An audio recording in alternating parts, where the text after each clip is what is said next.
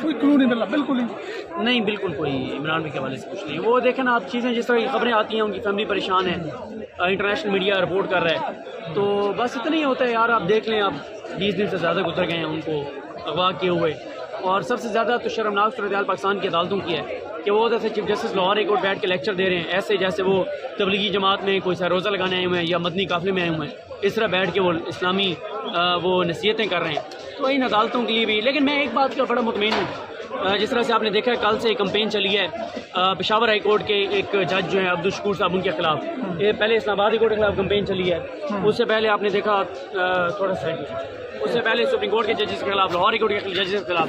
مجھے اس بات کی خوشی ہے کہ عدالتیں تیزی سے بے وقت ہو رہی ہیں، ججز کے اوپر تیزی سے کمپین بڑھ رہی ہے. بہت اچھی بات ہے. ان کو اور بے وقت ہونا چاہیے ان عدالتوں کو، جو اپنی عزت کے لیے نہیں کھڑی ہو سکتی، جو عوام کے لیے کھڑی ہو سکتی، ان کو مزید بے عزت ہونا چاہیے. اور حالات جس طرف جا رہے ہیں کوئی بعید نہیں ہے کہ آپ دیکھیں بہت جلد کہ کسی دن کوئی سائل کھڑا ہو کے اور عدالت کے اندر اور کسی جج کو گالی دے دے اور کسی جج کو جوتا مار دے یا کسی جج کے عدالت پہ تھوک کے باہر چلا جائے. تو یہ بہت جلد آپ دیکھیں گے. جس تیزی سے عدالتیں بے وقت ہو رہی ہیں یہ اچھی بات ہے.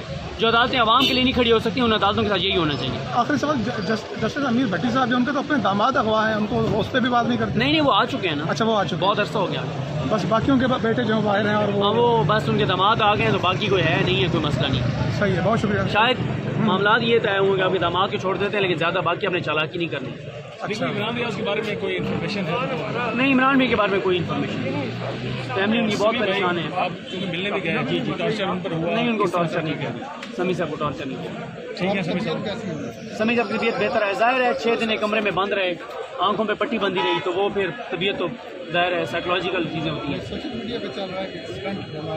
نہیں، وہ تو ان کو پہلے سے ڈلا ہوا ہے نا، تو گاڑی کی ایشو تو ان کو پہلے سے ہے. تو ابھی ظاہر ہے 6 دن آپ ایک کمرے میں بند رہتے ہیں، آپ کی آنکھوں پہ پٹی ہے، چیزیں، تو وہ پھر طبیعت تو ناساز ہوتی ہے. دیکھیے پی ٹی آئی کا فیوچر کیا دیکھ رہے ہیں آپ؟ ابھی کچھ کہنے کا بڑا وقت ہے. مسئلہ پی ٹی آئی کا نہیں ہے، مسئلہ یہ ہے 70-80% لوگ ان کے ساتھ ہیں، عوام ان کے ساتھ ہے.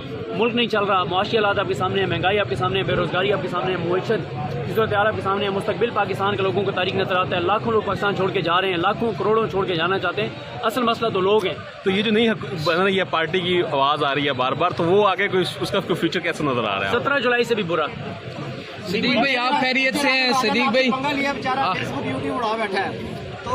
نہیں، وہ میری وجہ سے تو نہیں اڑا، لیکن آپ کی بد دعائیں ضرور لگی ہوں گی. میں کبھی بد دعا کسی کو نہیں دیتا. ہم نے دی ہیں سر، ہماری لگی ہوں گی، ہم نے دی نہیں، وہ ہیں. میں دیکھیں بات یہ ہے، انہوں نے جو کیا میں نے اس کے اوپر فیکٹس کے ساتھ بات کی ہے. اور ابھی میں ذرا سمی صاحب والے معاملے میں بزی تھا، اگلی قسطیں چلانے والی. اچھا، آپ کیسے، آپ خود ٹھیک ہیں صدیق بھائی؟ یار میں وہ بندہ ہوں جو ڈھونڈتا پھر رہا ہوتا ہوں کوئی شکار. ٹھیک ہے. اور